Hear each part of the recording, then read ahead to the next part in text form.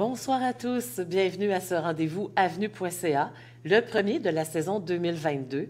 Et pour lancer ça, on se refuse rien, puisqu'on va parler de la vie tout simplement avec Francine Ruel.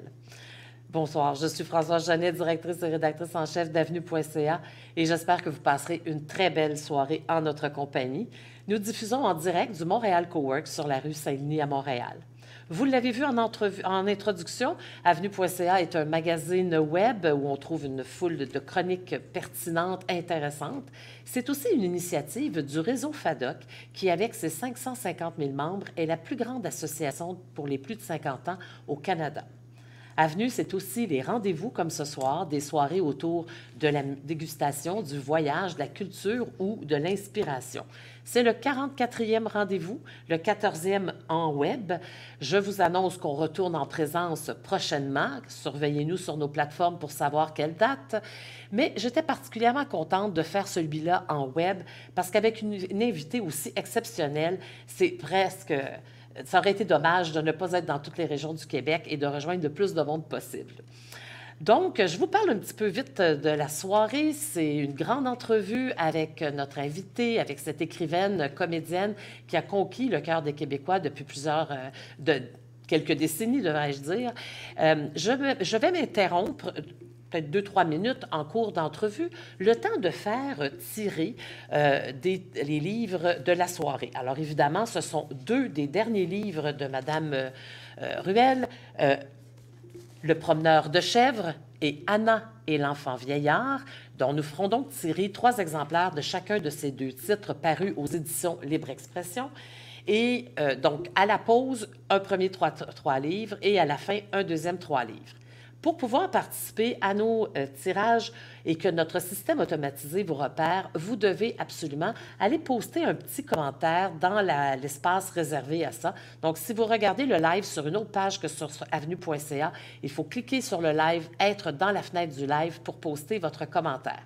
Alors, ainsi, on vous repérera. Vous pouvez nous dire d'où vous nous écoutez, ce que vous pensez de la soirée. Si vous gagnez, si vous êtes un des gagnants, eh bien, il faudra évidemment nous envoyer votre adresse et votre courriel par message privé sur notre page Facebook. En voilà pour la petite cuisine de la soirée. C'est le temps de commencer. Je sais que vous avez hâte de l'entendre. On l'aime tous d'amour.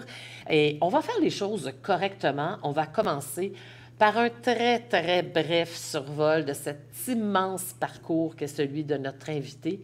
Je vous laisse écouter ça. 1948, à Québec, que Francine Ruel voit le jour. Elle est la deuxième d'une famille de 5 filles. Son père, commis voyageur, quitte la maison alors que la fillette n'a que 7 ans. Une rupture qui marquera le cœur et la vie de Francine. C'est donc sous la protection de sa mère, Madeleine, qu'elle vivra son enfance. Après le pensionnat et des études secondaires, elle entre au Conservatoire d'art dramatique de Québec en 1966, où elle apprend son métier de comédienne. Lauréate de la bourse d'études Jean Valcourt, elle part vivre à Paris pendant une année. À travers les observations de ce séjour européen, Francine nourrit l'imaginaire de la comédienne et de l'écrivaine qu'elle souhaite devenir. Dès son premier spectacle professionnel, Encore 5 minutes, une pièce de Françoise Loranger qu'elle joue avec Jean Duceppe et Marjolaine Hébert, Francine remporte un succès tant auprès du public que de la critique. Après quelques rôles au théâtre du Trident à Québec, elle quitte sa ville natale pour Montréal, où à sa grande surprise, elle sera pressentie pour signer des textes d'émissions jeunesse qui marqueront toute une génération de jeunes Québécois. L'écriture dont elle rêvait enfant est enfin à son agenda. C'est ainsi qu'en plus de sa vie bien remplie de comédienne, Francine Ruel se consacrera à l'écriture. Depuis, elle a signé une quinzaine de livres, dont 2 romans jeunesse et la fameuse saga du bonheur qui compte parmi les livres les plus vendus au Québec. Elle fut également chroniqueuse au journal Le Soleil pendant quelques années. Parallèlement à ses succès de librairie, elle enchaîne les rôles marquants, comme Donatienne dans Cormoran, Léone dans Scoop ou La mère de l'imposteur, et dans d'autres rôles en improvisation, au théâtre et au cinéma, qui en font une des comédiennes les plus appréciées par plusieurs générations de Québécois. Polyvalente et passionnée par l'écriture, elle se fait également enseignante, notamment à l'Université Bishop, où elle donnera des ateliers d'écriture pendant des années. Son dernier roman, Le promeneur de chèvres, paru à l'automne 21, est une ode à l'importance de transmettre aux générations suivantes un thème qui lui est cher. Avec son parcours personnel parfois difficile dont elle a témoigné de façon très touchante en entrevue et dans un de ses derniers romans, Anna et l'enfant vieillard, Francine Ruel a ému tout le Québec. Nous sommes très heureux de la recevoir à ce rendez-vous avenue.ca pour parler avec elle de la vie, tout simplement. Bonsoir, Francine Ruel. Bonsoir. Je pensais Ruel chez avenue.ca, c'est bien. Francine, quand j'ai eu l'idée du thème de cette soirée, la vie, tout simplement, c'est que j'ai eu un peu l'impression, en revisitant et en découvrant certains de vos livres et en relisant d'autres, que chacun de vos livres, c'est comme une petite boîte magique. Je l'ouvre et là, il y a comme une tranche de vie qui s'anime sous mes yeux, comme si chaque livre était un moment de vie. C'est comme très important pour moi moi, je sais que j'écris pour les lecteurs. Ça, c'est primordial. Et je pense que chaque fois que je commence un nouvel ouvrage, je sais à peu près à qui je m'adresse. Mon lectorat, je commence à le connaître de plus en plus. Mais j'ai envie de le surprendre aussi. Il y a une madame qui m'avait déjà dit « Oh mon Dieu, vous écrirez plus sur le bonheur. » J'avais fait « Ça vous tente-tu de lire le même roman toute votre vie, vous? » Moi, j'ai pas envie d'écrire le même. Fait que de proposer un univers. Je pense que j'ai envie de prendre mon lecteur par la main puis de lui dire « Viens, je vais te montrer quelque chose. » Je crois pas que j'ai grand-chose à apprendre aux gens, mais peut-être à montrer. Oui, et vous mettez la troisième personne du singulier, souvent, où vous créez un personnage qui prend place qui prend votre place parfois. Et cette mise à distance, ça fait aussi qu'on a l'impression que vous regardez la même scène avec nous, que vous nous amenez la voir. Bien, j'essaie d'être je pense que c'est très important d'être présent. Pour moi, les lieux sont importants. Ils parlent très, très fort. Quand j'entends des lectrices qui me disent « Oh mon Dieu, dans la saga du bonheur, moi aussi, j'étais à vos parties, j'étais assise d'un petit coin, là, je l'ai pris mon verre de vin avec vous, puis j'étais avec vos amis. » Puis ça me réjouit beaucoup parce que moi, c'est ça que j'aime dans un roman. Souvent, quand j'ouvre un roman, quand je vais au cinéma, quand je vais voir une exposition, un ballet, un concert, j'ai toujours cette petite question-là, est-ce que je vais être différente quand je vais sortir d'ici ou quand je vais me rendre jusqu'au mot fin? Est-ce que ça va m'avoir apporté quelque chose? Oui, ça va m'avoir enrichi? Oui, enrichi ou cette formidable sensation qu'on a des fois, qu'on ferme, tu sais, on retient, il reste 15 pages. On veut pas le finir. Non, pas de suite, je veux pas. Puis que quand on le ferme, puis il est là, on sait qu'on peut le relire. C'est formidable, un livre, ça sert à ça. Si on est en direct à un spectacle, c'est fini, on le reverra peut-être pas. Mais le livre, on peut le relire. Mais de savoir que, des fois, ça m'est arrivé de dire, je viens de perdre des amis. Ça veut dire que c'était écrit tellement fort, que l'univers est venu me chercher. Je me suis imprégnée de ces gens-là. J'ai eu l'impression de les côtoyer. Même quand j'arrêtais la lecture et je le mettais de côté, ces gens-là m'habitaient. Ça, c'est une chose qui est très, très importante pour moi. La vie, ça commence avec la mère. Oui. L'autre s'appelait Mado. Oui. Où elle était, comme vous l'avez très joliment écrit, et je pense qu'on va la voir à l'écran, un flamant rose. Oui. Alors, on voit la couverture de ce livre.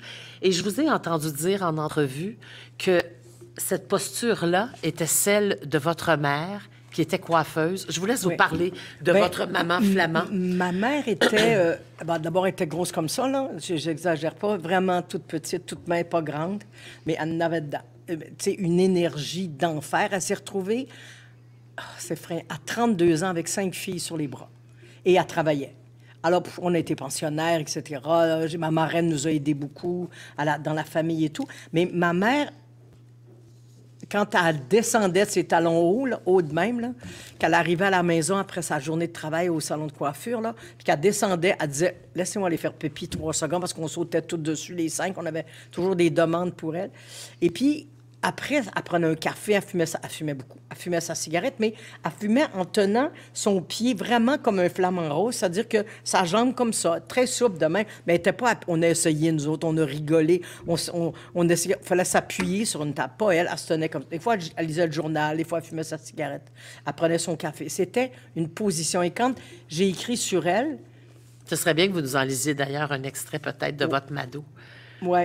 Mais je voulais juste dire que c'est la première chose que j'ai voulu écrire dans ma vie. Oui, oui, vous vouliez 12 raconter ans. son histoire, Ouais, vous j'avais 12 l'observiez. ans et j'ai fait une découverte de lecture et je m'étais dit, mon Dieu, il faut que quelqu'un connaisse la vie de cette femme-là. Ça se peut pas qu'on connaisse pas cette femme-là. Elle est trop formidable. Mais je suis contente de ne pas l'avoir écrit à ce moment-là. Là, j'avais 12 ans. D'abord, puis d'avoir attendu d'être mère, c'est assez formidable. Alors, j'ai écrit cet ouvrage. Ma mère est un flamant rose. Alors, faute d'avoir eu un père présent dans ma vie, je n'ai jamais pu narguer mes amis avec le fameux « mon père est plus fort que le tien ». Je me suis reprise en leur jetant à la figure « ma mère est plus folle que la vôtre ». La mère de Franchon s'appelait Marie-Madeleine Olive Colombe Plamondon. Fille de Joseph Antonio Plamondon et d'Exilda Lamoureux, elle est née à Montréal, dans la paroisse Saint-Denis, le 16 octobre 1921. Lorsque la mère de Franchon a rencontré Marc, celui qui allait devenir son mari, elle n'a pas osé donner à ce garçon trop beau, trop arrogant, trop sûr de lui, son véritable prénom. Elle a fouillé dans ceux qu'on lui avait attribués à la naissance et elle a choisi Madeleine. Elle n'avait jamais vraiment aimé s'appeler Colombe, n'en déplaise à son père qui, lui, adorait ce prénom. Non pas qu'on se soit moqué d'elle à l'école ou dans son cercle d'amis. Elle ne l'aimait pas, c'est tout. Et lorsque le futur père de Franchon et de ses 4 sœurs avait essayé de joindre cette Madeleine qui l'intriguait et qu'il voulait courtiser, Antonio avait raccroché le téléphone au nez du prétendant après avoir répondu qu'il n'y avait pas de Madeleine à ce numéro. Cette dernière elle avait bien eu envie de revoir Marc, mais avait dû se justifier auprès de son père sur son choix de prénom. Antonio en avait été très chagriné. Madeleine avait tenu bon et elle conserverait ce nouveau prénom jusqu'à sa mort. Pour ses amis, ses intimes, ses collègues, ses filles, elle s'appellerait toujours tout simplement Mado. Elle avait coutume d'expliquer à ses enfants son changement de prénom de cette façon. Quand tu as une chance comme la mienne et que tu t'appelles Colombe, tu as bien des risques de marier un monsieur pigeon. Ça, c'était l'humour de ma mère. Oui, puis c'est une femme qui était... Oui. J'ai bien aimé, vous aviez fait un parallèle, ce flamant rose qui se tient droit, Oui. debout, Oui. votre mère qui travaillait debout comme coiffeuse toute la journée, mais vous dites c'était une femme qui se tenait debout et elle nous a appris à nous Se tenir debout. Ça, c'était vraiment important pour moi. C'est un des cadeaux formidables qu'on a eu de cette femme-là. Elle n'avait pas le temps de nous prendre dans ses bras parce qu'elle en avait 5 puis qu'elle courait tout le temps puis qu'il y avait toujours quelque chose à faire. Mais moi, je sais qu'elle nous a toujours aimés. Dans son œil, on le savait. Elle était sévère, elle était très sévère. Je me rappelle des fois... Tu sais, des fois, tu t'acceptes un contrat, puis tu dis, oh mon Dieu, quand le trac nous pogne ou qu'on n'est pas bien, puis qu'on dit, veux-tu bien me dire pourquoi j'ai accepté de faire ça? Moi, j'ai une petite main ici qui vient me dire, regarde, assume ton talent. Tais-toi, vas-y. Ça, c'est Mado. Ça arrive encore maintenant. C'est Mado qui vous parle. 5 filles, c'est tout un clan quand même, ça. Oui, c'est de la fille, ça. 6 femmes dans la maison, donc un clan de 6 femmes, parce que votre père avait déserté le foyer. Donc, c'était facile d'avoir sa place dans une fratrie aussi. Vous étiez la deuxième de la famille.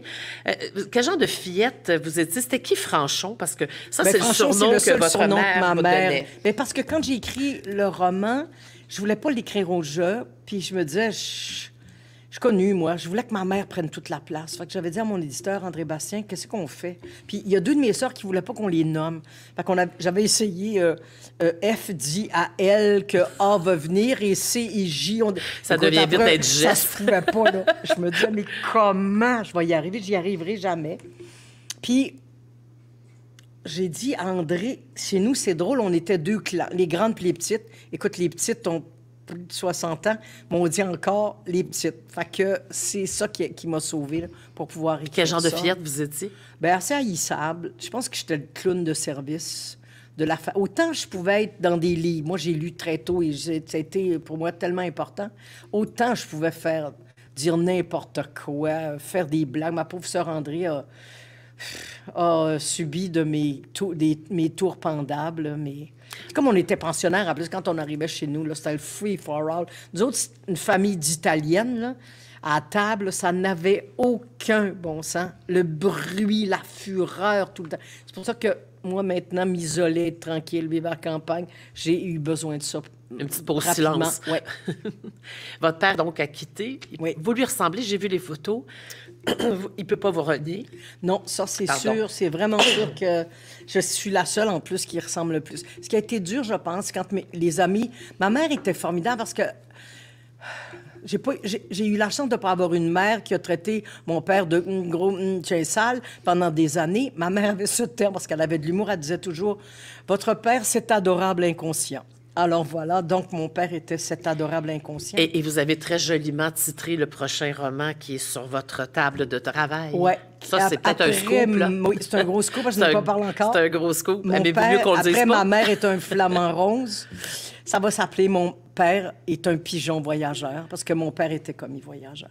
Mais moi, je lui ressemblais. Donc, les amis qui venaient chez ma mère, quand ils me voyaient, là, c'était... C'était pas méchant, mais moi, j'ai été, là... Vu que c'était le tellement déserteur, tiraillée. c'est ça? Mon Dieu, que elle ressemble à son père, elle. C'était pas un Fait que compliment moi, je pour vous. ressemblais au salaud qui faisait pleurer ma mère. Alors, ça, pour moi, ça a été difficile. J'ai hâte de lire ça, le pigeon Pas de suite, voyageur. pas de suite. C'est une grosse recherche parce que je ne le connais pas. Donc, c'est comme un roman à la fois inventé et à la fois documenté, mais je travaille fort, là. À la préadolescence, vous faites une rencontre littéraire qui va être déterminante pour vous.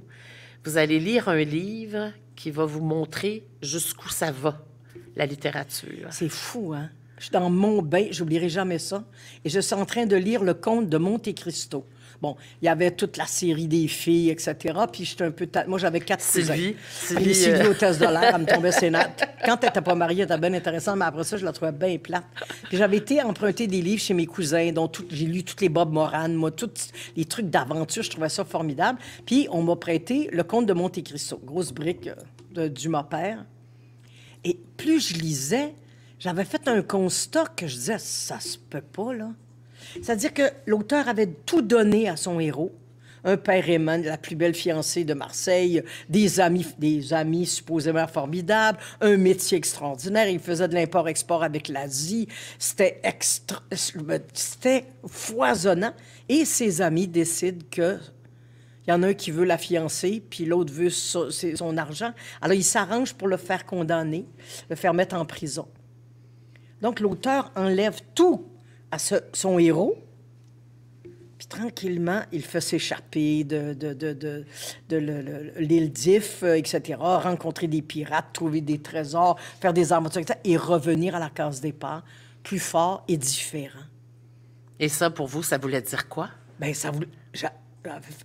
élevé catholique, là, par les bonnes sœurs. Fait que tu dis pas ça à personne, là, la découverte que tu viens de faire, là, surtout pas aux bonnes sœurs. J'ai comme découvert qu'être un auteur, ben, c'est être Dieu. Rien de moins. Tu peux tout donner, tout enlever, redonner d'autres choses, etc. Et c'est pour ça que j'ai eu envie d'écrire sur ma mère. Je me disais, il faut que je raconte cette histoire-là. Elle avait tout, on y a tout enlevé, mais elle a refait quelque chose d'autre. Alors, pour moi, c'était ça qui était comme important. Alors là, vous trouvez votre passion pour l'écriture. Mais sauf que j'en parle pas parce qu'on n'a pas de modèle, parce que, comme je dis aux jeunes, des fois, vous êtes chanceux, vous venez d'un salon du livre, puis vous rencontrez les auteurs, c'est comme, allô, bon Dieu, comment tu vas, qu'est-ce que tu lis, qu'est-ce que tu veux savoir, on répond à toutes leurs questions. Moi, j'avais aucun modèle. Tu sais, il y avait un nom d'auteur, puis des fois, étranger, ça va même pas si c'était une femme ou un homme, pas de photo à l'arrière, puis très peu pas de biographie à l'arrière. On sait pas c'est qui cet auteur-là, là. C'est un auteur, c'est comme... Fait que tu te dis, mon Dieu, j'ai pas de modèle, je pourrais jamais écrire dans ma vie, moi, je vais mettre ça de côté. Puis ça m'a fascinée parce que je me suis dit, ah, bon, OK, c'est comme ça qu'elle a trouvé l'écriture ou qu'elle a... Puis vous avez raconté qu'à la fin de vos études, comme je le disais dans la bio, vous avez été lauréate d'une bourse et vous êtes partie pour Paris pendant une année. Et là, assis à la table d'un café avec un petit carnet, vous allez observer un personnage et je vous laisse raconter cette histoire que j'ai bien aimée. Bien, c'est comme... J'ai comme trouvé... Comme la façon J'enseigne, moi. Alors, je dis souvent à mes étudiants, c'est formidable, il y a des auteurs qui veulent parler de la guerre 14-18, ils vont prendre ça à bras-le-corps, large de même, puis ils vont raconter la guerre. Moi, je partirai pas de là, je suis pas capable. Et c'est à Paris que j'ai découvert ça.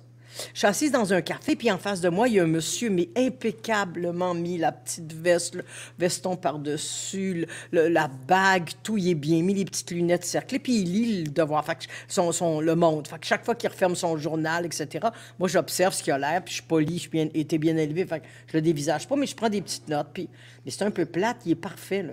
Mais j'ai rien à dire sur ce gars-là, là. Puis quand il finit son journal, il le place là, il prend sa dernière petite gorgée de café, il met ça là. Et en face de moi, j'ai un homme impeccablement mis avec une grosse tache sur sa cravate. Fait que là, ça me fait dire, hein, il y a une tache sur sa cravate, lui, ça se peut pas. Et là, la machine part. Puis je commence à écrire, ben il sait pas manger, garde, il s'est éclaboussé, je sais pas quoi, sur sa cravate. Après ça, je fais, ben oui, ça c'est ordinaire, là. Je pense que j'en ai trouvé une quarantaine. Alors, j'ai commencé par dire, c'est sa maîtresse qui est venue le voir tantôt. Je n'étais pas là, je n'étais pas arrivé encore. Puis elle a dit, si tu laisses pas ta femme, moi, je te laisse. Puis elle a tiré un verre d'eau. Ben, j'ai fait, non, c'est sa femme qui est venue. Après ça, j'ai fait, non, c'est son patron qui le met à la porte. Il en a échappé sa fourgette en sauce salade, puis il s'est taché. Après ça, j'ai fait, non, il s'est battu avec un monsieur. Je m'en rappelle de ce que j'avais trouvé. Un monsieur au bureau. Il s'est battu sur une tache de sang. Après ça, écoute, j'arrêtais pas d'en trouver. Vous jouiez à Dieu, là. Ben voilà. Mais cette petite chose-là, pour moi, est capitale. La guerre, là, je vais la raconter. Mais c'est parce que je vais avoir trouvé un bouton qui était sur une épaulette d'un soldat. Moi, y arrivé à la guerre. Mais je vais partir de la petite chose. Comme si vous aviez trouvé là le filon de comment écrire. Ouais. Moi, j'étais presque aveugle quand j'étais enfant. Je voyais vraiment pas clair. Ah bon? J'étais pas grande, mais j'étais mis dans les premiers rangs à l'école. Fait que mon autre œil, qu'on pensait pour lui, je faisais moins 10-50, on s'entend dessus. Ah oui? Puis tout le monde me disait, qu'elle est colleuse. Mais je m'approchais du monde, je voyais rien. Fait qu'il me trouvait colleuse. Mais non, c'est parce que je voulais voir, là.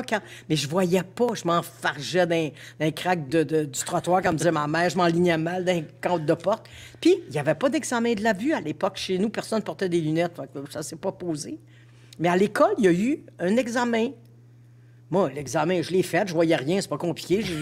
Tant que c'était pas gros, j'arrivais pas à donner les lettres. Puis là, je n'oublierai jamais, la bonne sœur m'avait dit, en tout cas, Mademoiselle Ruel veut faire son intéressante. Mais ils m'ont pas cru. L'examen, ils m'ont pas cru que je voyais pas clair. Fait que ça a pris... Quand j'ai eu des lunettes, j'avais 13 ans seulement. J'aurais dû faire corriger ma vue bien avant ça. Mais c'est tout ça pour moi, m'approcher des personnes qu'on regarde. Moi, les héros, ça m'intéresse pas. Moi, la personne qu'on voit pas, c'est peut-être pour ça que j'ai eu l'impression d'une tranche de vie, parce que c'est des gens ordinaires, souvent, qui sont dans votre univers romanesque. Parce qu'on parle pas d'eux, on les voit pas, et si on peut les raconter... Oui, un peu comme si vous leur donniez comme la vedette. Oui, tout à fait. Quand on écoute les entrevues que vous avez données, qu'on lit sur vous, parce que là, je viens de passer 2 semaines à temps plein avec vous, on comprend le cheminement de la littéraire. On comprend ça. Ce qui est moins évident, parce qu'on est quand même dans un quartier modeste de Québec, votre mère coiffeuse, votre père parti, donc vous êtes peut-être pas dans un milieu nécessairement axé culture. Et pourquoi ce choix? Parce que ça semble pas avoir jamais été remis en question dans votre choix d'aller vers le Conservatoire d'art dramatique et de devenir comédienne. Bien, si j'étais née plus tard, je serais peut-être entrée à l'école de l'humour. Parce que moi, j'ai commencé... Quand j'ai vu ma famille... On n'en parlait pas beaucoup du départ de papa, mais tout le monde avait de la peine.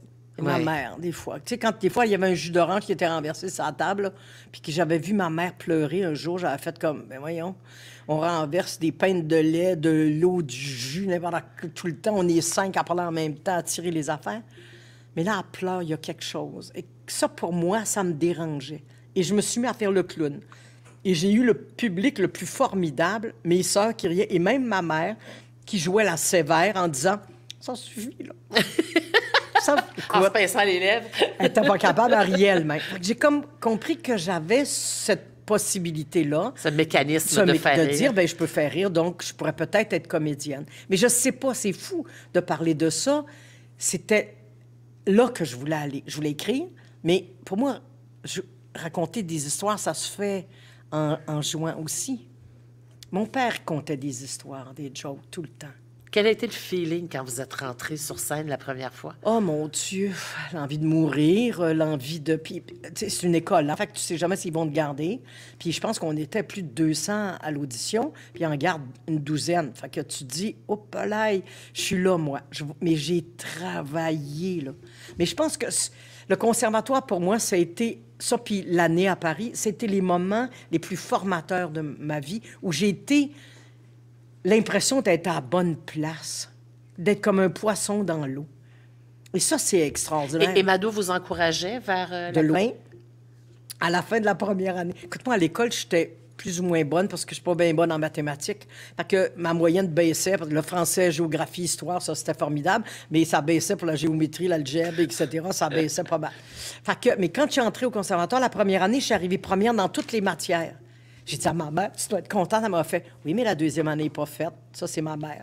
Puis elle m'a dit la même affaire après la deuxième année. Puis à la troisième année, j'avais encore première dans toutes les matières. Ma mère a dit, bien, c'est parce qu'il reste la bourse pour l'Europe. J'ai fait, oh, pelaille. C'est comme ça qu'elle m'a encouragée. Petit coup de pied. Mais présent. Comme la petite tape là, sur Mais l'épaule. elle, que vous ma mère sentez a encore. compris vite que pour avoir quelque chose dans la vie, il faut travailler. Et on a tout appris ça, nous. Vraiment. C'est quoi être comédienne? C'est fuir la vie réelle ou au contraire, c'est aller goûter à la vie autrement? C'est Ben, quoi être Mais comédienne? moi, être comédien, c'est t'es au service d'une équipe, tu travailles avec du monde. C'est ça qui est formidable quand tu travailles au théâtre. Tu joues jamais toute seule, à moins de faire un monologue, mais encore là, tu travailles avec une équipe sur place. Quand tu joues à la télé, il y a... Moi, tout le monde qui est de l'autre bord de la caméra sont aussi importants que ceux qui sont de mon bord et qui jouent. On travaille ensemble. Ce travail d'équipe-là, moi, c'est ça qui me manque le plus. Tu sais que le caméraman te fait juste...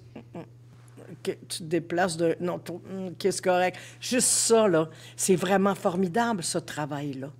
D'aller... Mais comédien, c'est pas dire ah, « je vais être en avant ». Pour moi, c'est me placer dans un mettre au service d'un personnage et raconter une histoire. D'une autre façon différente que Oui. Dieu? Oui, cette fois-là, oui. Ben, Dieu, c'est le metteur en scène souvent, là, ou le réalisateur, mais on raconte des histoires de toute façon. Il y a beaucoup de monde qui m'ont déjà dit en entrevue, « Mon Dieu, quand est-ce que vous allez choisir? » En fait, pardon?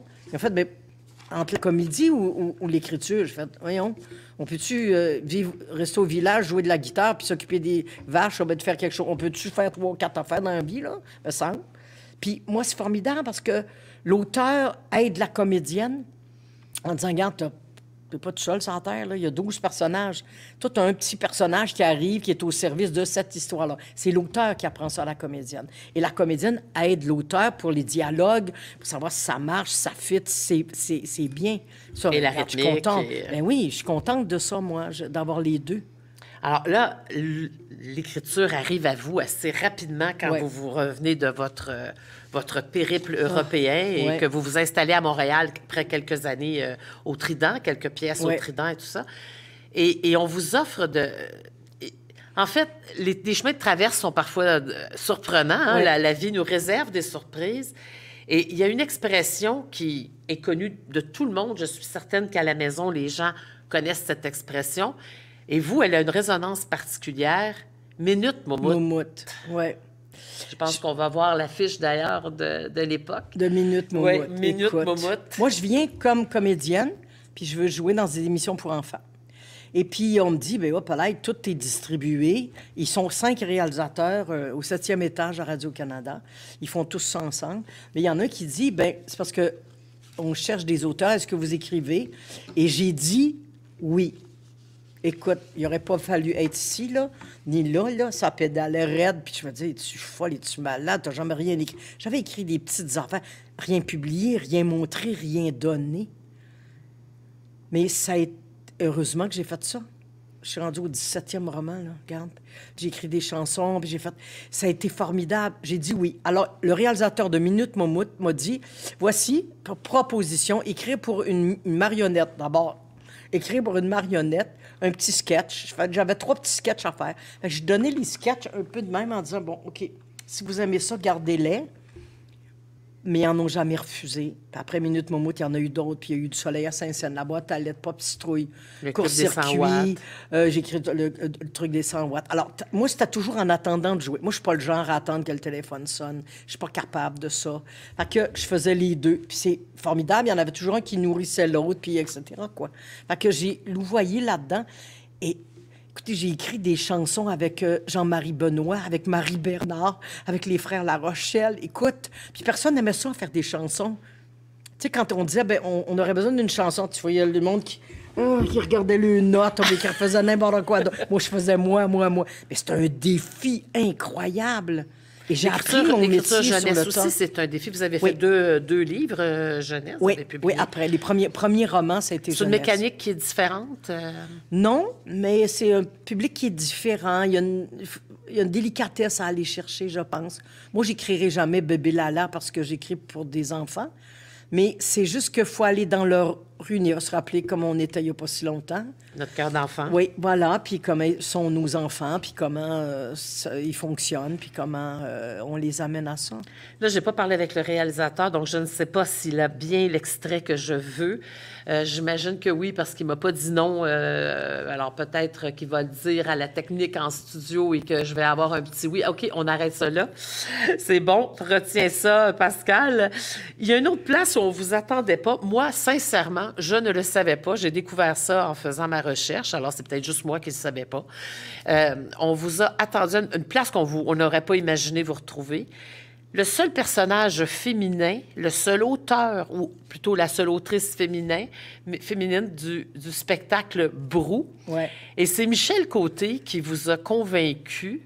Et avant que vous nous racontiez l'histoire, j'aimerais qu'on entende. Le son n'est pas très bon. C'est un extrait d'une vidéo qui a été diffusée par le Musée de la civilisation à Québec. Ouais. Je ne sais pas si l'extrait peut jouer maintenant. Alors, on écoute Michel Côté.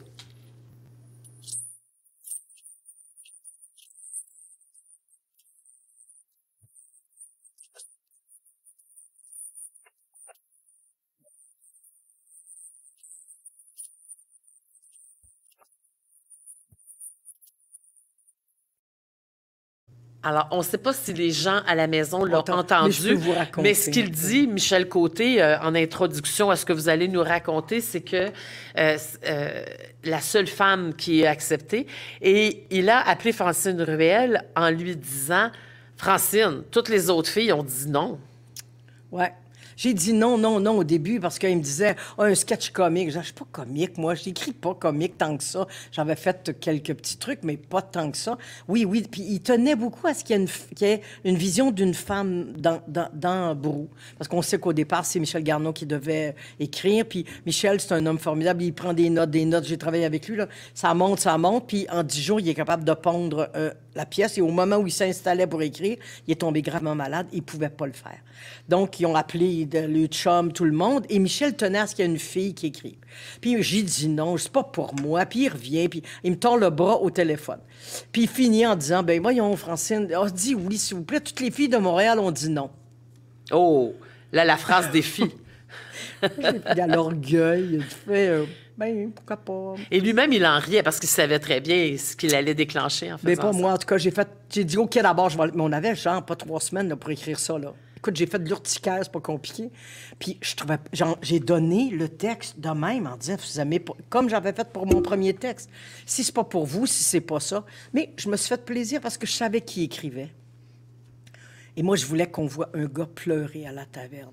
Et je savais très pertinemment que ni Louis Saya, ni Meunier, ni Jean-Pierre allaient faire ça. Personne n'aurait. J'ai dit, au moins moi, je vais le faire. Parce que tout ce que j'ai entendu des gens qui vont à la taverne, ils finissent tous par... Bien, ils viennent de dépenser la paye, là. Puis je sais pas comment de verre devant eux autres, puis ils pleurent. Puis ils sont défaits parce qu'ils vont être obligés de rentrer à la maison puis dire, bien, j'ai plus une scène parce que je viens de boire le salaire. Et je me disais, ça, je veux qu'on le voit. Je trouve ça bien, bien important. Alors, vous avez eu l'idée de mettre la femme au téléphone. Ah oui, bien, je me disais, il faut qu'il y ait une fille dans la taverne. Parce qu'elle ne pouvait pas être dans la taverne. Non, mais il n'y en a pas de filles dans la taverne. Une autre époque. Oui, fait qu'on ne pouvait pas avoir la télé, on avait la radio, mais j'ai fait, je vais en faire parler une. Fait qu'elle parlait dans C'est Véronique qui faisait la voix, oui. On a parlé de votre écriture pour la télévision, là, pour un sketch pour le théâtre. Vous avez aussi écrit pour le théâtre directement. Vous avez écrit pour le cinéma, la télé. Vous avez dit que cette forme d'écriture-là, sur la télé, où il faut laisser un certain point de suspension à la fin d'un épisode, avait influencé votre façon d'écrire comme écrivaine de romans aussi. Mais je m'en suis pas rendu compte tout de suite. Je pense que c'est après plusieurs romans que j'ai comme réalisé ça, parce que tout le monde me disait... Les lecteurs venaient d'un salon. On peut pas arrêter, il faut lire le prochain chapitre. Non, vous, ma motadite, il est à 3 heures du matin, puis je lisais encore. Je me dis, on a encore un petit chapitre, encore un petit chapitre. Mais c'est voulu ça, sans le savoir. Parce qu'à la télé, tu sais que tu t'en vas à une pause commerciale. C'est après tant de minutes, il y a une pause commerciale, puis tu reviens d'une pause commerciale. Là, de nos jours, c'est difficile. Je voudrais pas trop écrire pour la télé parce que la zapette, on va à droite, à gauche, on regarde, etc. Avant, il fallait tenir les gens en place pour pas qu'ils se lèvent, pour aller changer les postes. Oh, ben, ils ont le temps d'aller faire pipi, d'aller dans le frigidaire, de revenir vite. Mais il faut leur garder l'attention. Alors, c'est sûr qu'une fin d'épisode, c'est bien important, puis un retour d'épisode est très important, de la suite. Fait que je me suis rendu compte que je faisais ça avec mes romans. L'écriture, c'est jouer à Dieu. Oui, un peu. Ouais. Être comédienne, c'est au service d'un personnage, raconter une histoire d'une autre façon. Mais quand vous écrivez, quel plaisir! Qu'est-ce que vous ressentez en écrivant? Est-ce que c'est un plaisir ou un travail? Est-ce que vous vous laissez aller? Comment ça fonctionne pour vous? Bien, j'ai de plus en plus de plaisir parce que je fais des plans. J'en faisais pas. Au début, premier roman jeunesse, j'en ai pas fait. Puis après ça, je me suis dit, ça n'a pas de bon sens. Alors, plus le travail de préparation... Là, le travail de préparation, c'est formidable. On se pose des questions. Fait qu'on cherche pour arriver à comment je vais le raconter. Puis quand on s'installe pour écrire, c'est formidable parce qu'on remplit les cases presque, là, parce qu'on sait où on va, on sait par où on va passer, puis on sait... Moi, je sais pas ma fin techniquement. Je sais pas la circonstance dans laquelle ça va finir. Mais je sais si ça va bien finir ou mal finir. C'est ça mon but. Fait que je commence à écrire là, mais je me rends là-bas. Mais je vais passer par bien des corridors, des chemins de traverse et pour me rendre jusqu'à la fin de l'écriture. Des fois, c'est dur. Des fois, c'est pénible et des fois, c'est... Mais je pense que c'est jouissif le jour où ça marche. Quand l'histoire se tient, quand elle prend forme. Quand ça tient, quand on est dans un chapitre et on sait ce qu'on veut mettre dans ce chapitre-là, on sait ce qu'on veut apprendre aux lecteurs, on sait si on dévoile quelque chose ou pas. Puis des fois, on le fait, puis c'est plate. C'est une copie du petit plan qu'on a fait, mais des fois, c'est pas ça. Des fois, on a des trouvailles, puis on fait « Oh my God, comment j'ai pu penser à ça? » Et on l'a fait. Ça, c'est magnifique. Ça, c'est des moments à hurler debout et... Mais c'est beaucoup de discipline. J'ai une petite carte dans mon bureau depuis que j'ai commencé à écrire, je crois. Elle est de Marguerite Yourcenar qui dit « Le plus difficile pour un écrivain, ce n'est pas d'écrire, c'est de s'asseoir à sa table. » Alors, je fais en sorte que quand je suis je privilégie la période, puis j'y vais le plus souvent possible. Je me donne rendez-vous avec cette histoire-là, puis il faut que je passe à travers. Et c'est formidable parce que quand on a un deadline de la maison d'édition, bien, il faut se rendre au deadline. Les fameux deadlines. Oui. Journaliste, je connais. Je pense à Anna Anna et l'enfant le vieillard qui voulait réparer son fils comme les vêtements qu'elle savait rapiécer. Je pense à Henri et Guillou dans Le Promeneur de Chèvres où Henri veut réparer Guillou. Gilou. Gilou. Ah, oui. J'ai toujours dit Guillou, tu vois. Alors, Okay. Gilou, je comprends. C'est vrai qu'il n'y a pas de U, effectivement. Et dans le dernier roman, je pense à Olivia qui essaie de construire son bonheur en rénovant, en réparant une maison. Mathilde, dans Petite mort à Venise, qui essaie de combler la vie sans rêve, de réparer cet aspect-là de sa vie. Ça répare l'écriture? On arrive à réparer des choses par l'écriture? Ben oui, on est Dieu. On peut arranger les choses. On peut arranger un destin, on peut le changer. C'est le fun d'entendre tout ça. Par exemple, je me rends compte que j'ai des personnages volontaires qui veulent avancer, qui veulent bouger, qui veulent faire bouger les choses. Ça, c'est un trait commun. Il y a toujours un des personnages. C'est un peu Mado, mais c'est vous, ça, beaucoup. Oui, il faut qu'on s'en sorte, regarde. Oui, c'est ça. On a une vie, on en a une. Fait que faut s'en sortir, je pense, le mieux possible, même s'il y a des moments qui sont épouvantables, difficiles, effrayants. La vie est là tout le temps. La vie, elle continue, elle a fait, regardez, je suis au palais, je suis là, là.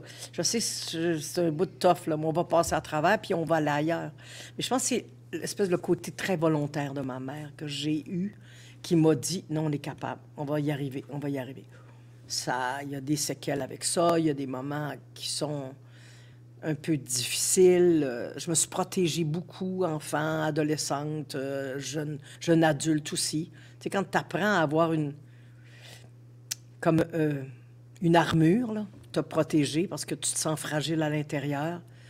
Puis, tu sais, tu vas voir un psy qui finit par dire à un moment donné, ben, on n'est pas obligé de tout jeter l'armure d'un coup. Là. On peut enlever un petit bout, un autre petit bout. Obligé d'être tout nu, là. Un autre petit bout. Ah, non, ça, on peut faire ça de même, OK, c'est correct, j'embarque. Fait que, il y a ce côté-là de ne pas montrer notre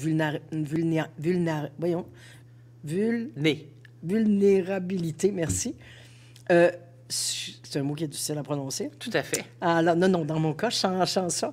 Mais d'être capable de montrer ça aussi. C'est de ça, la vulnérabilité?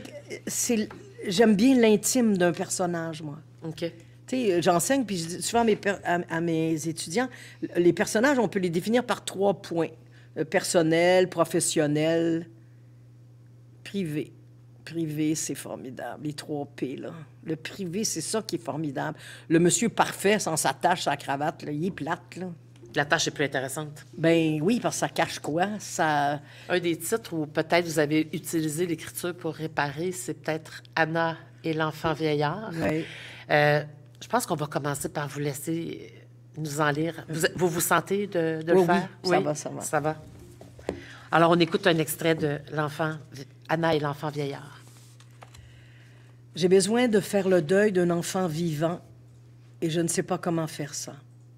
C'est ce qu'Anna a répondu à la dame assise en face d'elle quand celle-ci lui a demandé pourquoi elle venait consulter. La psychologue qu'elle a longuement consultée le lui a dit « Vous pouvez vous éloigner, vous pouvez couper les ponts, fermer le robinet, tenter d'oublier que vous avez un fils. Vous ne pourrez jamais anéantir cette douleur, elle sera toujours en vous.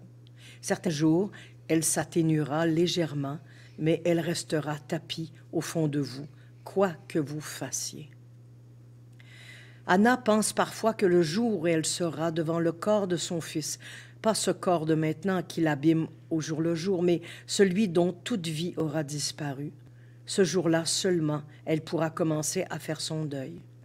Elle le prendra dans ses bras, le bercera une dernière fois, tentera de reconnaître dans les traits du vieillard l'enfant qu'elle a chéri et tellement aimé. Elle pourra alors lui faire ses adieux et le laisser partir. Elle n'aura plus à craindre pour lui. Il n'aura plus jamais froid, plus jamais peur, plus jamais faim. Il ne sera plus inquiet de quoi que ce soit. Il ne sera plus jamais en manque. Il ne sera plus jamais perdu dans la brume. Il ne sera plus, point. Il sera incinéré et son urne sera hébergée dans une petite case pour l'éternité. Ce jour-là, Anna ressentira un peu de paix. Elle saura enfin où il loge. Un magnifique extrait qui, je l'espère, aura aidé à réparer. On ne peut pas ne pas parler de votre fils. Ça va, Francine? Oui, ça va, ça va. Comment va-t-il en ce moment? Regardez, il est sorti de la rue dans le sens qu'il y a un appartement, une petite chambre, mais il n'est pas sorti du bois. Je répète souvent cette phrase de Jean-Marie Lapointe qui dit « Tomber dans la rue, ça se fait comme ça. » On est tous sujets à ça. Mais sortir de la rue, c'est une autre paire de manches. Et il est là-dedans. Alors, c'est un travail qui lui appartient. J'ai appris à lâcher prise, à pas moi, je suis cette mère volontaire et je suis née indécrottable, optimiste. Moi, il y a toujours une solution, puis il y a une solution, puis on va la trouver, puis on va trouver quelque chose. Et là, j'ai pris du recul parce que pour pas disparaître avec lui, pour pas m'en aller là-dedans non plus. Et ça ne m'appartient plus, c'est sa vie. Ma psy m'a répété pendant 2 ans et demi cette phrase qui m'a sauvé la vie. Redonnez-lui sa vie et tentez de reprendre la vôtre. Ça, pour un parent, c'est effrayant. C'est pas facile. Non, c'est une épreuve très, très dure à monter. Oui. Et comment vous allez dans ça? Bien, je vais dans le sens que je me protège, puis j'écoute beaucoup. J'ai un rêve que j'ai dit à des gens. J'ai fait un témoignage dernièrement à la maison Jean Lapointe. Il y avait, je sais plus comment, il y a tellement de parents qui vivent ces affaires-là, là. Moi, quand j'ai écrit ça, là, je savais pas que j'avais ouvert la boîte de Pandore, là. J'ai écrit ça parce que j'avais envie que mon fils sache à quel point il était formidable, qu'il avait eu une enfance assez géniale, je pense, une adolescence aussi, mais qui s'abîmait parce qu'il y a eu un accident puis qu'il n'arrive pas à s'en sortir. J'ai bien aimé les énumérations que vous faites à deux reprises en répétition dans le livre, où vous passez tous ces petits moments qui constituent l'enfance. Francine, sur ça, on va reprendre notre souffle, une petite gorgée d'eau. Très bonne idée. Moi, je vous invite à la maison à faire avec moi les tirages pour les deux titres de vos livres.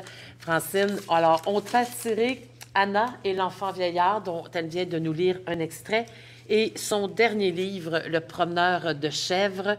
Les miens sont remplis de post-it parce que je les ai triturés. Alors, le promeneur de chèvres. Et d'ailleurs, Francine, vous étiez avec nous au salon avant le salon en octobre avec 5 autres auteurs et Claudia Larochelle pour le 7e édition du Salon avant le salon avenue.ca. On était très contents de vous avoir. C'est une belle aventure. Oui, tout à fait. Alors, donc, je vais faire tirer les 3 premiers exemplaires. 2 exemplaires. Là, il ne faut pas que je me mette dans mes pinceaux parce que les photos, j'ai échappé mes lunettes. Je ne sais pas si quelqu'un peut venir à mon secours.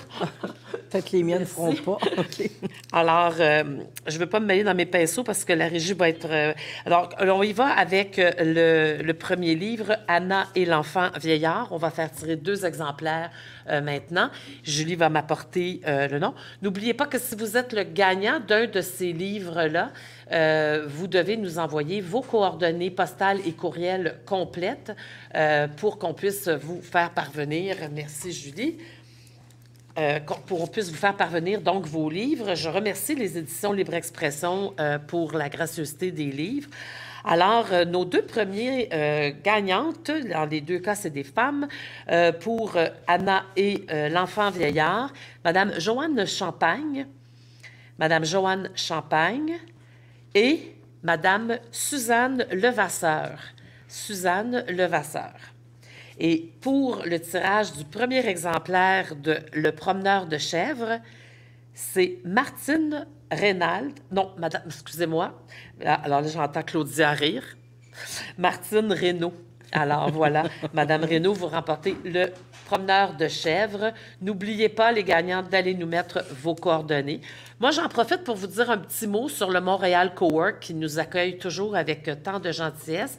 Alors, c'est un espace de coworking avec beaucoup de services à leurs petites entreprises. Ils ont même un soutien particulier aux jeunes entrepreneurs et aux entrepreneurs issus de l'immigration. Les locaux sont magnifiques. Et d'ailleurs, on enregistre nos balados ici. Ils ont un studio tout à fait sympathique. Et tiens, parlant de nos balados, allez les découvrir. On est sur les plateformes traditionnelles, Spotify, Apple Podcasts et Google Podcasts. On peut les voir aussi sur notre site Web. J'ai beaucoup de plaisir à faire ces balados-là, notamment les balados gourmands avec Hélène Laurando. Oui, tout à fait. Et une épicurienne toujours tellement géniale. Et aussi les balados vagabonds avec Marie-Julie Gagnon. Voilà, je vous rappelle que vous devez commenter pour pouvoir être éligible au prochain tirage que je vais faire à la fin de l'enregistrement. Le temps de prendre une gorgée d'eau et on retourne à cet entretien. Est-ce que vous êtes nombreux derrière votre caméra, votre écran? Oui, vous êtes là avec nous. J'espère que les gens passent une belle soirée. J'en doute pas parce que notre invitée, on l'attendait, on avait hâte d'être avec elle. Elle a écrit un très... Ah non, je vais garder ça pour la fin. Je vais revenir avec ça. Je suis en train de me scooper moi-même. Ça, c'est moins bon. Alors, ça va, Francine? On est remis de nos émotions? Ça va. Tout à fait. La vie, c'est fait de passion, la vôtre pour votre l'écriture. Ça non plus, je ne le savais pas. Il faut croire que je suis une ignorante patentée. Mais vous avez enseigné à l'Université Bishop pendant plusieurs années et à la Grande Bibliothèque et à d'autres endroits. Vous donnez, entre autres, des ateliers d'écriture. Et ça m'a fasciné, ça. Quel plaisir y avez-vous pris? Comment vous êtes arrivé à ça? Je pense que j'ai découvert, j'ai comme mis sur pied une méthode, parce que les premiers enseignements... J'ai travaillé pour une maison de documentaires et de vidéos d'abord, et j'ai enseigné à l'Institut national de l'image et du son pour les scénaristes et les réalisateurs. Et c'est des gens d'image. Donc, et il y en a dans mes romans aussi, moi. Les images sont très importantes, très en images. Et je me disais, il faut que je trouve une façon, une méthode pour leur faire comprendre très vite que la scène principale, si c'est cette image-là, il y en a une avant qui est importante, puis l'autre d'après va être encore plus importante. Et j'ai développé cette méthode de travailler sur des images. Et c'est formidable. Les gens comprennent très vite le mécanisme d'une structure, d'où ça part, pourquoi puis on joue avec les dessins, les images. Pourquoi je commencerais avec il est né telle date, c'est nécessaire. On peut-tu juste commencer là? On peut commencer à la mort, commencer dans le milieu, puis on revient, on retourne, on fait des allers-retours, quoi. Et ça a marché, cette méthode-là, et j'ai 3 étudiants qui ont publié ça. Je trouve ça assez formidable. Ah, vous devez être fiers quand même, là. Oui, mes petits. Mais j'aime beaucoup ça, enseigner. Moi, de voir dans l'œil de quelqu'un qui a catché quelque chose tout à coup, là, ça, moi, c'est comme... Puis la passation des savoirs, pour moi, c'est tellement important. Vous avez dit, en entrevue avec Massia Pilote, vous avez dit c'est pas possible d'enseigner le talent, mais on peut enseigner des techniques. Oui. Et vous avez lancé un petit exercice que j'ai trouvé amusant. Et moi, je sais que parmi nos lecteurs, nos lectrices, il y a des gens qui se demandent comment on y arrive à écrire. C'était un petit exercice sur les 5 sens. Ouais. Puis j'aimerais ça que vous offriez ça, cette petite classe-là, à nos auditeurs. Bien, c'est très facile. Vous pouvez la commencer ce soir ou demain matin, y penser ce soir. C'est-à-dire que vous écrivez sur une page... Les 5 sens, on en a 5. Alors, vous laissez des espaces entre la vue, vous laissez 2-3 lignes, l'ouïe, le toucher, etc., etc. Et devant chaque sens, en une ligne, pas 45 pages, une ligne, vous écrivez, admettons que c'est la vue, bien, c'est un paysage que vous avez déjà vu en voyage. Ça s'arrête. Si vous prenez votre enfance, c'est facile à faire parce que vous connaissez votre sujet, vous n'avez pas de recherche à faire. Si c'est l'odorat, bien, vous écrivez juste le gâteau aux fraises de ma grand-mère. Puis vous revenez après. Et en relisant vos anecdotes, il y en a 5, en fait, 5 sur chaque... Donc, s'il y a un sens, vous ne trouvez pas... 5 voilà, petits... 5 images. Vous écrivez une demi-page. Ça, j'y tiens, c'est très important parce que le gros danger, c'est qu'on se répand. On en met. Mais moi, j'ai déjà rencontré un auteur qui s'appelle Sébastien Japrisseau, que j'ai connu à Paris, puis je lui avais demandé, qu'est-ce qui fait une bonne histoire? Il m'avait dit un sujet, un verbe, un compliment. Moi, je l'avais trouvé nono, mais j'avais dit, OK, c'est correct, mais il a raison. Le bon verbe, le bon mot, le bon adjectif. Pourquoi la maison, il faut qu'on la décrive? C'est parce que l'auteur, il ne sait pas choisir, il en met 12. Non, un bon, fort, qui fait image et sensation. Alors, donc, en faisant une demi-page, ça nous oblige à faire le bon choix. À choisir les bons mots. Et en une demi-page, vous allez voir, vous allez raconter cette anecdote-là, et elle va être vraie, elle va être touchante, elle va être drôle, parce que... Vous êtes allé à l'essentiel, à la vérité. Avec un sens. Ouais. Vous n'avez pas commencé à expliquer. Le gros danger, quand on commence à écrire, souvent, c'est qu'on explique. Mais c'est pas ça qu'on veut dans un roman. On veut être pris par des émotions, des sensations. Il y a Dany Laferrière qui dit cette phrase. Il en dit des belles, là. Celle-là, je l'aime bien. Ça lui arrive, oui. Ça va pas mal, oui. Il dit dans son recueil d'un écrivain en pyjama, il dit « Tous les auteurs devraient tenir compte du cœur du lecteur, même s'il sait que c'est avec sa tête qu'il va lire. » C'est là qu'on s'en va, pas nécessairement Donc, là. en faisant l'exercice à partir Avec des les 5 sens, on est moins dans notre tête, on est plus dans le senti. Là. On va juste donner l'odeur du gâteau, on va donner la sensation des manteaux de fourrure de nos matantes quand ils venaient en party chez notre mère, etc., etc. Donc, c'est un moment qui va être vivant. Vous ne pourrez pas passer à côté. Bon, alors, le défi vous est lancé. Si vous avez envie de vous essayer à l'écriture, essayez cet exercice que j'avais trouvé amusant et intéressant. Et je suis certaine qu'il fonctionne. Enseigner, c'est transmettre, donc vous l'avez dit. Oui. D'une génération à l'autre, ça fait partie des cycles de la vie. Vous, c'est la pierre angulaire, d'ailleurs, de votre dernier roman, Le promeneur de chèvres. Oui. Puis avant qu'on en parle, peut-être que vous avez choisi un extrait du promeneur de chèvres. On pourrait vous écouter. De mon bel Enriquet. Quel personnage! On veut tous qu'il nous adopte, Henri. Oui. Alors, la veille, en parlant de sa Marie, il l'avait appelée l'Encantada, l'enchantée. Il semblait ailleurs, loin de ce monde. Il avait récité de mémoire les paroles en français que partage le chanteur du groupe Los de Nadao avec son public avant d'entonner en béarnais l'Encantada. Quand je l'ai vue pour la première fois, elle traçait son chemin sans regarder ni rien ni personne. À moi, ça m'a fait patapim patapoum. Et j'ai perdu la faim et j'ai perdu la soif. Je savais que plus rien ne serait comme avant, ni le vert de la prairie, ni le froid de la neige, ni le chant des enfants, ni la course du soleil qui fait danser les années. Plus rien ne serait comme avant. Moi qui avais toujours su dire non et dire adieu, moi qui n'avais jamais prié ni homme ni Dieu, j'étais entrée dans l'église et j'avais plié le genou pour demander ce que je voulais le plus au monde, respirer à côté d'elle. Je ne savais pas son nom, je l'appelais l'Encantada. Et il avait ajouté, les larmes aux yeux, « Je n'ai vécu que pour la rencontrer. » C'est tellement beau. Mais l'histoire du promeneur de chèvres, c'est cet homme amoureux de la vie, amoureux de sa femme, Oui. amoureux de la vie, Des livres. des livres, une passion pour les livres et absolument, complètement engagé envers son petit-fils. Ouais. Et il va transmettre un métier. Ouais. Pourquoi c'est important Ben, pour parce vous, que ça, c'est un roman que j'ai écrit pendant la pandémie. Au début de la pandémie, moi, j'ai fait, c'est formidable, j'ai du temps, mais j'en avais trop. Et je savais pas quoi faire avec, mais j'aurais juste à m'asseoir. Mais il n'y a rien qui venait, rien.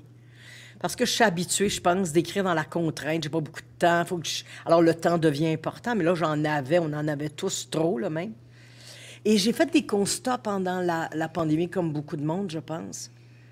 Mais moi, ça m'a rendue folle d'entendre des chiffres. Tant de morts dans les CHSLD. Des chiffres, pas de nom, pas de prénom. Mais ces gens-là, il y avait des vies, là. Ces gens-là, ils étaient importants pour du monde, là. Parce que c'est ça, Gilou, il a tout perdu pendant la pandémie. Oui. Ses repères, son travail. Il a tout perdu. Il travaillait dans le voyage. Bonjour, y a-tu un métier qui fait que tu fais plus ça, là? Puis, c'était comme moi, je trouvais que ça n'avait pas de bon sens, les personnes âgées, qu'on fait les personnes âgées. Moi, pendant la pandémie, j'ai appris que j'avais un âge vénérable, je le savais, mais l'âge vulnérable, je le savais pas. Fait que j'ai fait, mon Dieu, je suis fragile, il faut qu'on fasse attention à moi, c'est quoi ça? Puis on nous a mis dans un paquet, un tas. Moi, j'ai fait, non, on va aller en chercher un au moins, puis on va raconter sa vie à cet homme-là. Parce qu'il y a un vécu avant ça. Bon, j'ai tricoté fort parce que la pandémie n'était pas terminée. Moi, j'ai fait comme si elle était derrière nous, comme si c'était maintenant. J'ai écrit un roman. Vous avez réparé ça, vous, la pandémie. Oui, j'ai réparé ça, puis j'ai fait, regarde, c'est un peu derrière nous. Mais comme maintenant, là, on commence à ouvrir puis à respirer, là. Mais c'était comme important. Et les métiers de père en fils, c'est fini, ça. Les métiers de mère en fille, ça n'existera plus, ça. Il y a une nouvelle gestuelle qui arrive, il y a une nouvelle façon de travailler. Tu sais, là, on a fait du Zoom pendant 2 ans. Personne ne savait c'était quoi il y a 2 ans, là, du Zoom, des réunions Zoom, etc. On a appris cette technologie-là et tout. Mais il y a des passations de gestes, de savoir qui vont se perdre. Et ça, je trouve ça triste quelque part, moi. Et Laurent Doux le soulignait, on a fait une balado sur les recettes familiales qui se transmettent ou non, et l'importance de les transmettre. Parce que, bon, ben, tu sais, ta mère ou ta grand-mère, ils disent, ben là, j'en mets à peu près comme ça, puis oui. ça... On peut bien essayer ça, mais ça marche pas. Jusqu'à ce que... Jusqu'à ce qu'on verra bien. Ça marche. C'est ça, elle disait, photographiez-les, mettez-les en vidéo, mettez-les par écrit, ces recettes-là. C'est précieux. Allez cuisiner avec le grand-père, avec la grand-mère. Avant qu'il soit trop pour tard. Voir le geste, pour apprendre. Oui, ces gestes-là, je trouve ça important. Puis, bon, j'ai la chance que mon agent littéraire ait des chèvres. Et il s'est mis à être promeneur de chèvres par hasard. Est-ce qu'il le fait encore? Oui. Parce que moi, ça m'a vachement donné le goût d'y aller. Ah non, on peut, à la fin du roman, c'est marqué aller sur Facebook, la chèvrerie du chemin d'Alderbrook à Sutton. C'est formidable. On se promène avec lui et tout, et ses chèvres. Lui, il faisait de toute façon, et ces gens ont dit, il y a des gens qui ont dit, on peut-tu se balader avec lui? J'ai commencé à dire, qui c'est qui se balade avec toi? Là, il a commencé à me nommer le genre de personnes. Il y a du monde qui parle pas, du monde qui parle sans arrêt, puis sont énervés du silence. Il y a des gens qui sont curieux de savoir que ça mange une chèvre, comment ça se traite. Et je dis, mon Dieu, la belle galerie de personnages là, que je peux aller chercher là. Et comme il m'a dit très justement, agent littéraire, c'est mince comme roman, ça fait un petit roman, ça. Et c'est là que j'ai jumelé l'idée du promeneur de chèvres avec ce grand-père-là, basque, d'origine basque, qui va chercher son petit-fils parce qu'il l'a vu au journal télévisé, puis qu'il a vu qu'il avait tout perdu, puis il n'était pas en contact avec lui dernièrement, là. Fait que, il est allé le chercher pour le sortir de là. Mais il y a plusieurs réparations, hein, parce qu'il y a la jeune fille aussi avec, avec Gilou. Puis en fait, le petit-fils finit par prendre soin du grand-père aussi. Oui. Donc, il y a tout cet échange. C'est important, la relation entre les générations pour vous? Moi, je pense que oui. Je pense que les Nord-Américains... on passe à côté de quelque chose. Les Asiatiques ont compris. Les personnes âgées vivent avec les parents, avec les enfants. Ils sont encore utiles. D'autres, on a dit, bon, non, on va les parquer quelque part, là, puis on va les sortir à Pâques, puis à la fête des mères. Puis c'est tout. Je trouve que ça n'a pas de bon sens, parce que c'est moi demain matin, là. C'est moi dans quelques années. J'ai-tu envie d'être parqué quelque part, moi, non, je veux pas ça. Je veux finir ma vie chez moi, avec de l'aide, bien sûr, si j'en ai besoin. Mais... je trouve ça important, ça, ce savoir. Il y a des pays qui ont décidé de mettre des maternelles dans des maisons de personnes âgées.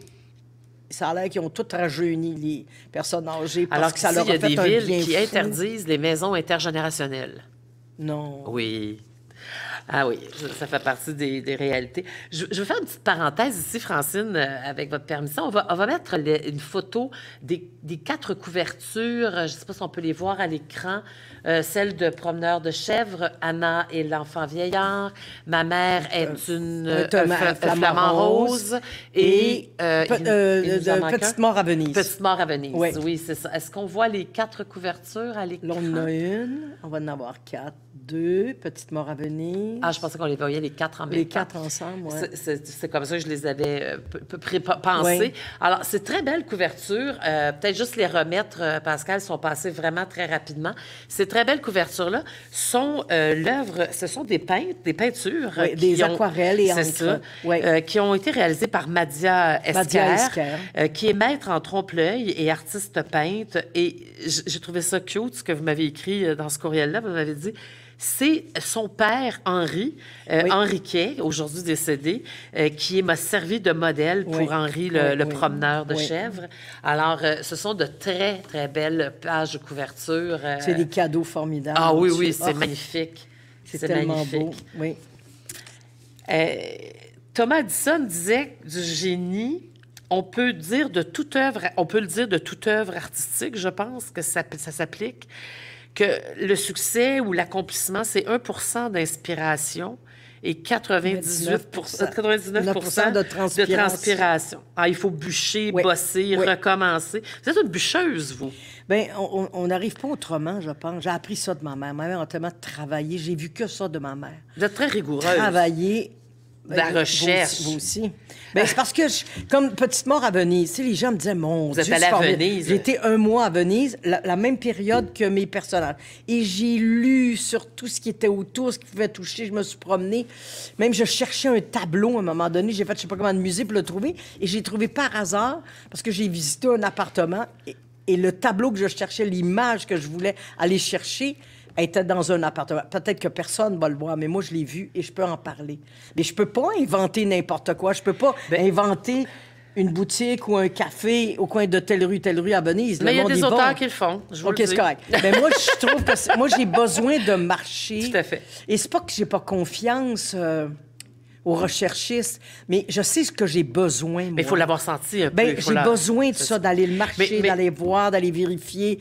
Mieux que ça, dans lequel des romans? Cœur trouvé aux objets perdus. C'est ça, vous êtes allé passer 2 jours. J'ai passé 2 jours d'une piscine pour apprendre c'était quoi la plongée sous-marine. Je suis une nageuse, mais j'avais jamais fait de plongée. Et vous êtes allé aux objets perdus à Montréal aussi? Oui, j'ai passé du temps aux objets perdus parce que je parlais de ça. Mais je voulais savoir exactement, en gros, puis aller chercher l'anecdote savoureuse ou la couleur, la bonne couleur de ce que j'avais envie de décrire. D'ailleurs, je pense qu'on a une photo de vous dans les chèvres, dans les cantons de l'Est. Je suis allée la chercher loin, cette photo-là. Est-ce qu'on... Ah, voilà. Voilà. Et donc, ça, c'est les chèvres de votre agent littéraire. Là, il y a 6 bébés qui viennent de naître. Vous avez assisté à 6 ça, là, la chevaux, mise j'ai bas, là. assisté, oui, voilà. Donc, vous savez de quoi vous parlez quand Oui. vous le décrivez. Oui. Et ça, vous retenez ça de votre mère, vous dites? Bien, bien faire les choses, je pense. On n'avait pas beaucoup d'argent, nous. Mais maman, c'était comme, regardez, on va apprendre à le faire. Alors, chez nous, mes sœurs et moi, là, on tricote, on coud, on peut peindre, faire du plâtre, faire ranger des affaires, etc., etc. On se débrouille. On a appris à se débrouiller. Et ça, je pense que c'est le plus grand cadeau qu'on peut avoir dans une vie. C'est ça, puis avoir des livres. Moi, il y a des parents qui me disent « Ah, je sais plus quoi donner à mon petit-fils. » Je dis « Gardez, donnez donc un cadeau, il n'y a pas de pile dedans, où ça ne se recharge pas. Donnez quelque chose qui va rester longtemps. Il va passer sa vie là-dedans, il va être heureux. » Apprendre ça existe, puis ça ne mourra pas. Alors, on est toujours dans notre entrevue « La vie, tout simplement ». oui. On dit que le but de la vie, c'est le bonheur. En tout cas, vous vous êtes lancé dans une quête qui a pris la forme d'une trilogie, qui là est rendue une série parce qu'on n'a plus 3 livres, mais 4 livres. On les voit à l'écran. Alors, avec le premier qui était Et si c'était ça le bonheur. Ensuite, suivi de Maudit que le bonheur coûte cher. Ensuite, Bonheur, es-tu là? Et vous avez publié plus récemment Le bonheur est passé par ici. Ouais. Alors, la question, je pense qu'on va d'abord vous écouter sur un petit extrait que vous avez choisi. Pendant que vous choisissez votre extrait, je rappelle que ce livre-là de Francine, c'est vendu à plus de, pas ce livre, mais cette trilogie, à plus de 160 000 copies. Ouais. C'est un succès, un des grands succès de librairie au Québec. Cette série on dit sur le bonheur. Mais je vais lire d'abord. Dans quel livre, Francine? Là, c'est dans Maudit que le bonheur coûte cher. C'est un extrait pour montrer l'humour du personnage. Alors, j'étais assise dans la salle d'attente au cabinet du gynécologue que je fréquentais. Le mot est un peu fort. Depuis plusieurs années, compte tenu du fait qu'il connaissait à peu près tout de mon intimité, je pouvais le recenser parmi mes relations régulières. Il s'était aventuré, médicalement parlant, dans quelques replis de mon corps que certains hommes de ma vie n'avaient même pas eu la curiosité de visiter. J'espérais fermement que ce rendez-vous mette fin au calvaire que j'endurais. Alors, me dit-il, tout en consultant mon dossier, que puis-je faire pour vous? Un miracle, répondis-je d'emblée. On peut toujours essayer. Quelque chose ne va pas. Il n'y a rien qui va. Et me voilà parti dans une longue tirade dont je sortis complètement essoufflé. J'ai le thermostat déréglé, même à 20 sous zéro.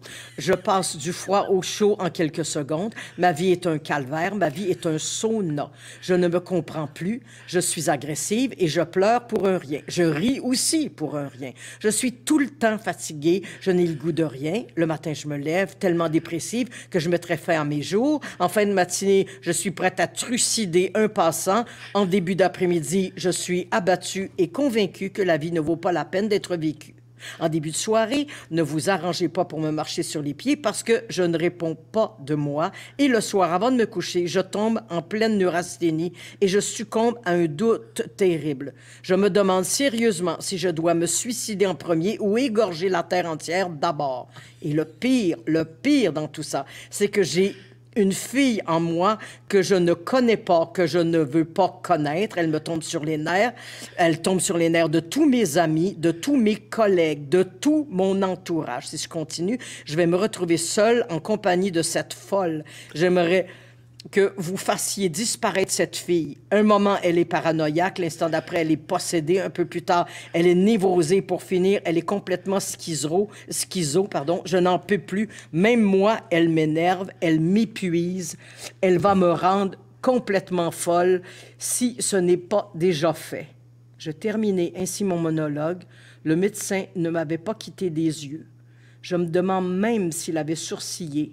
Et je me rendis compte qu'en sa qualité de médecin, il avait le droit de m'enfermer illico, camisole de force et pièces capitonnées, antidépresseurs et douches glacées. Je vois. vraiment, demandai-je timidement, je crois que vous êtes en ménopause. J'ai chaud, disait Clémence. J'ai chaud. Voilà. La petite patte en dehors de la couverture, la petite patte à l'intérieur, ça, c'est Clémence. Ben, c'était... Mais ça répare d'écrire ça. Ça Ça doit fait faire un du bien Non, il y a un incroyable. médecin qui m'a dit, je peux-tu la mettre dans mon bureau? Voilà, pour mes collègues, je pense que vous aviez résumé assez bien ce qu'il y avait. Voilà. Mais c'était drôle, cette série-là, parce que je venais d'acheter une maison à la campagne et bien sûr, j'ai eu des travaux et des complications. Mais il y en a que j'ai ajouté parce que ça se peut pas que j'ai été tout eu, mais je n'ai eu pas mal. Et j'en ai écrit un seul, et c'est un ami, j'ai cherché le titre, puis c'est un ami qui m'avait dit, et si c'était ça le bonheur, les amis, la campagne, l'amitié. Pour moi, C'est important, l'amitié. Mais j'ai vécu presque 35 ans seul, moi. Alors, j'ai eu des amants, bien sûr, je m'en cacherai pas, mais quand même, hein, parce que je serais Il y a pas de mal à se faire du bien. je serais différente aujourd'hui. Mais l'amitié, pour moi, était comme importante. Tu sais, le bonheur, d'abord, ça n'existe pas. Les petits bonheurs peuvent exister. Je pense qu'il faut qu'on arrive à aimer ça comme ça. Et ça a été ça qui a fait que j'ai écrit ça avec l'humour, avec les complications, les affaires, un personnage un peu folle, un peu spécial, qui fait des affaires comme, elle fait venir un électricien pour brancher, elle a oublié que sa sécheuse est au gaz, fait que tout le monde rit d'elle, elle se chicane avec les ouvriers. Moi, je suis arrivée à la campagne, puis je me suis chicanée avec des ouvriers, parce qu'ils m'appelaient ma petite madame. Je venais sans connaissance. Je me disais, c'est pas vrai. En 2003, ça se peut pas que ça existe encore. Et oui, ça existait. Alors, j'avais besoin de ça, et en riant, en plus, en ayant du plaisir. Puis après, je devais faire Que retrouver aux objets perdus, puis mon éditeur m'a fait, non, tu fais... T'en fais un deuxième. Maudit que le bonheur coûte cher. J'avais dit, wow, minute, je sais pas si j'ai assez de matériel, mais c'est le plus gros. C'est le plus long. Ouais. C'est le plus long. Et j'avais travaillé beaucoup pour voir s'il y avait assez de matériel pour tout le monde. Puis j'ai écrit Maudit que le bonheur coûte cher. Puis là, les gens voulaient que ça. Fait que j'ai écrit d'autres choses. Je suis revenue. Après, j'ai fait le bonheur es-tu là? Beaucoup de doutes. Puis j'ai attendu quelques années. Puis finalement, j'ai fait OK. À chaque fois que je vais dans un salon, c'est puis le bonheur, il va-tu en avoir un autre? Puis comment ça va finir? Je fais c'est fini, genre. Mais moi, je laisse des fins ouvertes. C'est ma faute, là. Fait que le monde pense qu'il y en a encore un autre.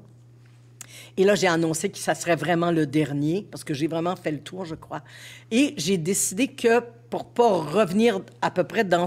Je voulais parler des maisons encore, mais je disais, attends un peu, on va parler d'une autre sorte de maison. Et j'ai fait vieillir mon héroïne de 20 ans. C'est-à-dire qu'au début du roman, elle a 70 ans et non plus 50 comme dans les autres.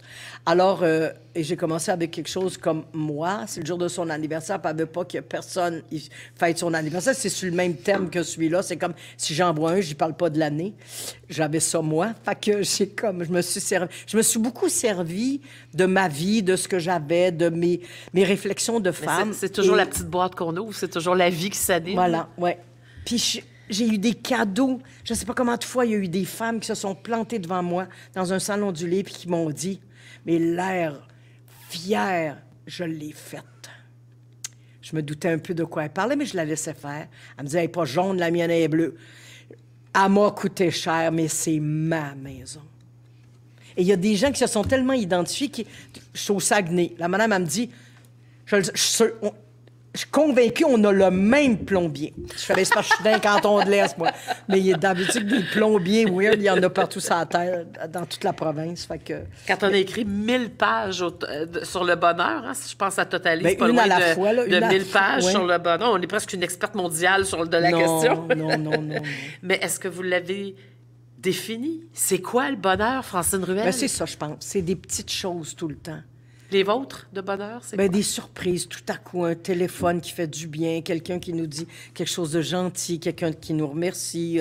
J'ai ri avec mon pharmacien ce matin, fait qu'on a rigolé. Fait que juste pour moi, c'est ça, c'est la vie. Puis à côté de ça, il y a la guerre, à côté de ça, il y a des affaires difficiles. On vient de faire 2 ans de pandémie, mais même pendant la pandémie, il y avait de la neige tout à coup, il y avait quelque chose d'autre, ou il y avait quelqu'un qui sourit par-dessus cette affaire-là qu'on aura pu là, bientôt. Mais je pense que c'est à ça qu'il faut s'accrocher. Le bonheur, il n'y a personne qui l'a parce que ça reste pas, là. Tu sais, c'est de même, là. C'est comme... c'est Ferré qui disait... Le bonheur... Attends. Le bonheur, c'est le malheur qui se repose. On peut pas parler de la vie, tout simplement, sans parler de l'amour. C'est quoi l'amour? C'est un vaste sujet. Mais vaste sujet, oui. J'ai cherché longtemps, moi. Mais c'est aussi, c'est large. J'ai connu des filles, moi, qui ont été malheureuses toute leur vie parce qu'il n'y avait pas de partenaire dans leur vie. D'où l'amitié. Ça, c'est une forme d'amour, de tendresse, de... Oui, mais moi, je suis pas grand-mère. Je pense pas que je le serai jamais. Bien, c'est pas grave. Il y a des enfants à côté, j'en trouve. Il y a toujours moyen d'aller chercher ce sentiment-là qui fait du bien, qui console, qui... On est tous pareils. On a tous envie d'être aimés, d'être appréciés. On a envie de ça, on a envie d'être pris dans des bras. On le cherche tout le temps. À partir du moment où on est, on n'a jamais assez. Il faut se guérir de... Pas en vouloir trop non plus, puis pas aimer trop pour écraser quelqu'un. Je sais que mon fils, pour moi, c'était comme, il faut que je me recule. Je l'aime trop et je l'aide pas à vivre. Et c'est de comprendre ça dans la vie aussi qui fait que... Puis d'être capable d'ouvrir sa porte, puis de dire... pourquoi pas? Pourquoi pas cette personne-là? Bien, je peux en parler, mais j'en parle pas beaucoup parce que c'est privé pour moi, mais... Moi, un jour, il y a une femme qui s'est approchée de moi, j'avais 60 ans, et qui m'a dit « Je t'aime ». Et j'ai fait « Oh, pelaille ». J'ai fait ça, j'ai jamais été avec des femmes, etc. Et elle est venue me chercher parce qu'elle m'a dit « Moi, quand j'ai aimé des hommes dans ma vie, j'ai aimé des femmes, mais quand j'aime un humain. » J'ai pas dormi de la nuit, j'ai fait « Ben là, on est bien fous, Seigneur. » Et j'ai fait « Moi, à 60 ans, je vais passer à côté de ça. » Eh bien, non. Et elle fait de très belles peintures, en plus. Oui, et j'ai écrit pour elle cette dédicace, parce que c'est la phrase que je dis d'elle. Je dis, attendez, je vais reprendre mes lunettes pour ne pas dire de niaiserie. « Amadia, mon plus joli tremblement de cœur. » Voilà. Ah, c'est beau, ça. Vous êtes, en ce moment, on peut vous voir dans une série, parce que... Est-ce qu'on dit votre âge, Francine? Oh, oui, allez-y. 73 ans. Mais là, vous venez de terminer de jouer dans une série. Est-ce que c'est terminé? Vous avez encore des tournages pour Gabriel Leroy? Non, moi, je faisais partie de la première série. La première série. Les premières 8 épisodes. Ils sont sur le Tout TV Extra. Tout TV Extra, oui. J'espère qu'ils vont venir à la télé Donc, c'est une régulière. série basée sur la vie, sur la biographie, ou plutôt une série d'une de mes auteurs biographique, préférés, oui, Gabriel Leroy. Et vous y jouez Mémé. Oui, non, Mémère. Mémère. Le nom que j'haïs, mais en tout cas. Alors, clin d'œil à ma meilleure amie, parce que ma mère, elle avait hâte que ses petits-enfants l'appellent ma mère, comme sa mère quand elle était petite. OK. Mais c'est un beau personnage Oui, qui est très vu les sévère au départ, puis qui tranquillement, juste la passation des savoirs. Elle apprend sa petite fille, qui est Gabrielle Roy, qui chigne tout le temps, puis qui dit « Je m'ennuie, je m'ennuie, je m'ennuie ». Puis elle dit « Si tu arrêtes de chigner puis de lirer, je vais te faire une catin ». La petite a fait « Ben non, une catin, ça se prend au magasin ». La grand-mère a fait « Ah oui, tu penses ça, toi? » Et tranquillement, ils vont se rejoindre à partir de cette passation des savoirs. Et c'est un personnage, une écriture, mon Dieu. René Blanchard, merci, merci, merci. Vous nous avez fait un très, très beau cadeau sur avenue.ca. On va se laisser bientôt là-dessus. Je vous avais lancé l'idée après le salon, avant le salon. Francine, m'écririez-vous un texte pour notre rubrique Le fil du temps? Et le seul mot que je vous donne, c'est vieillir. Oh, j'avais fait, oh oui, why not, peanut, vieillir. Oh my God! Oui, mais c'est un texte qui a beaucoup plu à nos lecteurs. Ouais. En tout cas, si vous ne l'avez pas vu, lu, il est toujours sur avenue.ca, évidemment, dans la rubrique Le fil du temps. Mais là, vieillir, c'est ça. C'est l'avenir, c'est l'âge. Oui. C'est vieillir. Hein? Dans vieillir, essayer de bien vieillir. C'est ça. Moi, ma maman est morte à 52 ans. C'est très jeune. Elle est partie de 32 ans quand mon père est parti à ça, puis c'est tout. Fait que le jour de ses 52 ans, je suis allée sur sa tombe et j'ai dit, garde, moi, je vais essayer d'en faire un petit bout de plus pour toi. Parce que ça n'a pas de bon sens à partir si tôt. Puis essayer de bien vieillir, c'est une grosse job, là. Les plus jeunes, vous ne le savez pas encore, là, mais les autres, on commence à le savoir. Là. Alors, à mon on tour peut de être lire un aigri, extrait. on peut être pas de bonne humeur, on peut, je sais pas quoi. Mais il faut arriver à bien vieillir. Oui, puis vous, encore une fois, c'est qu'est-ce qu'on peut faire? Oui. On est toujours dans ça. Alors, elle avait écrit, je vous cite un petit passage de votre texte, « Mais je lutte chaque jour qui m'est donné, et ce, de toutes mes forces. Pourquoi mourir avant le temps? Pourquoi me laisser glisser à l'avance vers cette fin annoncée?